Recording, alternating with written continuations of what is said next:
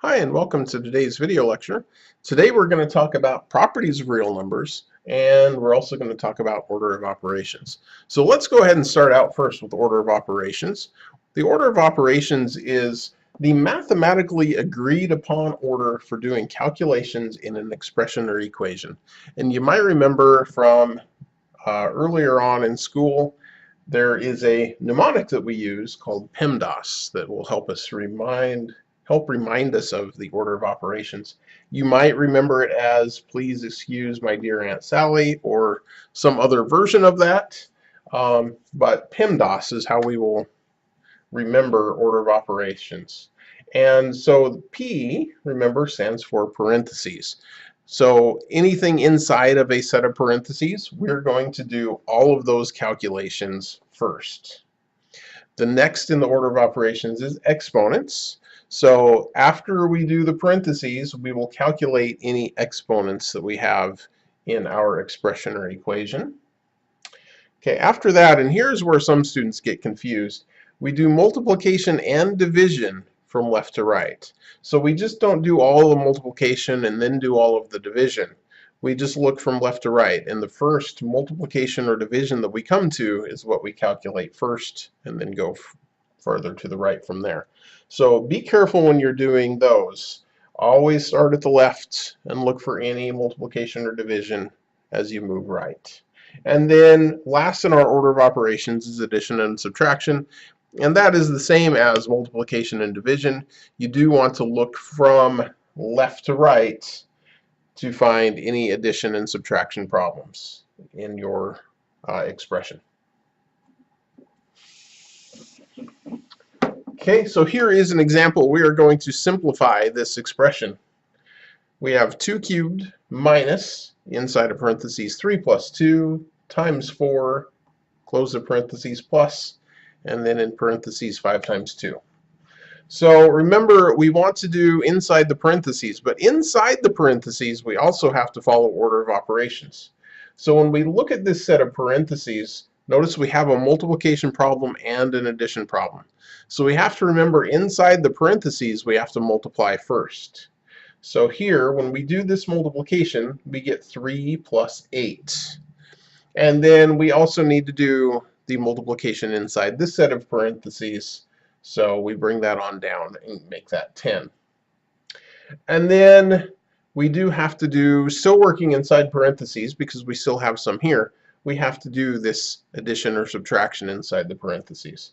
So we bring down the 2 cubed minus, and we can calculate 3 plus 8 inside the parentheses here. 3 plus 8 is 11, and then bring down the 10. And then last we have to do, next we do the exponents. So we need to take care of this 2 cubed.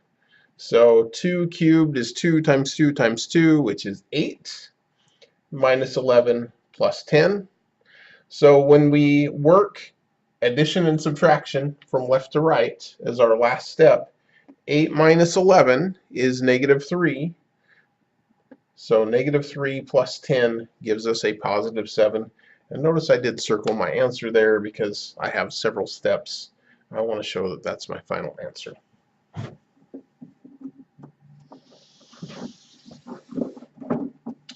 Okay, so some properties of real numbers.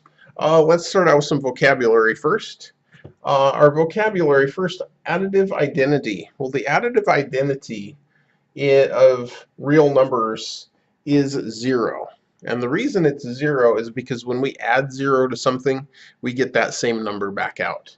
So it's an identity. When you put something in, you get the same thing out. It's an identity. And for multiplication, that multiplicative identity is 1, because when you multiply by 1, you get that same number out again.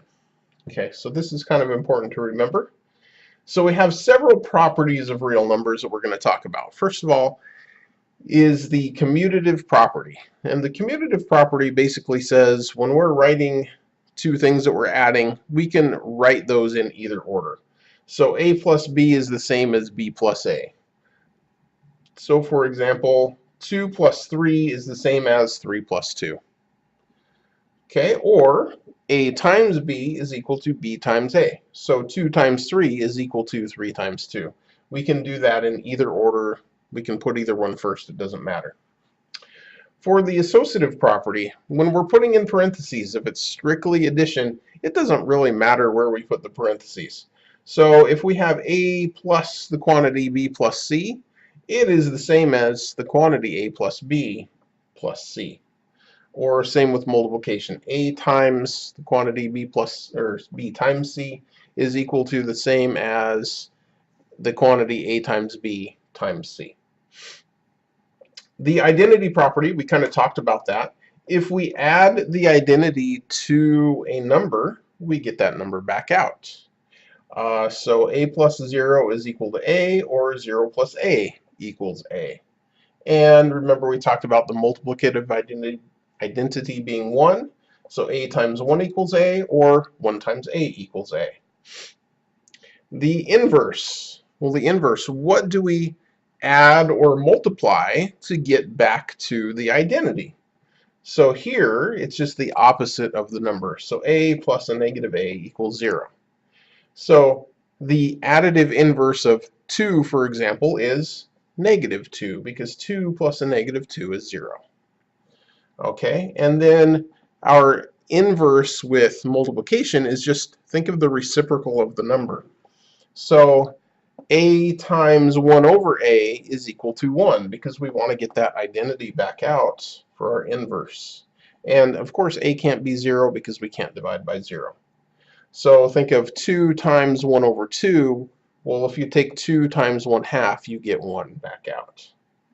And then the distributive property is our last one. It really doesn't go with addition or multiplication, but A times the quantity B plus C, if we distribute that A, it's A times B plus A times C. Or if it's at the end, A plus B times C, we get, distribute the C, A times C plus B times C.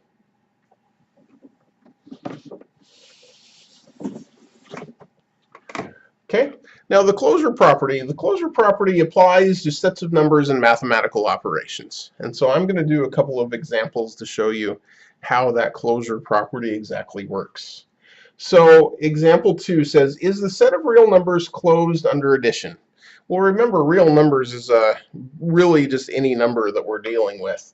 So if we add two real numbers, we end up, when we add those, the result is still a real number. So yes, because when we add two real numbers, the answer is in the set of real numbers still. Okay, so here is an example of where it wouldn't be. Is the set of whole numbers closed under subtraction? Well, if we take two whole numbers, there are some whole numbers such that when we subtract them, we end up outside the set of whole numbers. And here is an example for that. For example, 2 minus 5.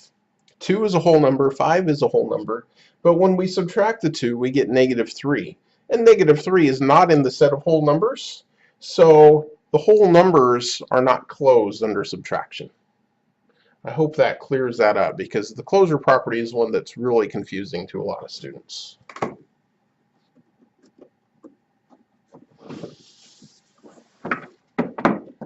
Okay, just a couple more examples. Example 4, find the opposite, which is the additive inverse, and reciprocal, which is the multiplicative inverse of these two numbers.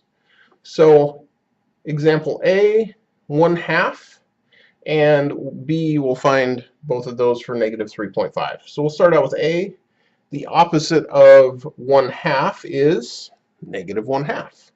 And the reciprocal, that just means we flip over the fraction. It's 2 over 1. We don't have to write it over 1 because anything divided by 1 is just that same number, so it's just 2. Okay, for B, opposites.